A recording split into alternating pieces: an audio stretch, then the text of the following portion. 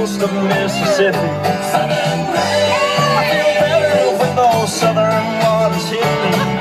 I can't dip in the Jordan 7 times to ease the pain, but I can pray for help and hope from southern rain. Like the sunshine,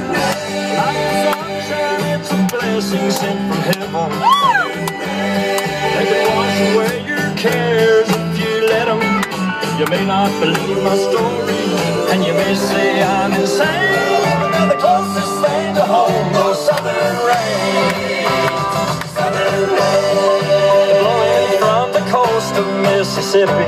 Southern rain, when those southern waters hit. That was the last #1 song for stuttering Mel Tillis, 1980, and Southern Rain's Where the Blacktop Ends. It's by Keith Urban, Eddie Raven in there.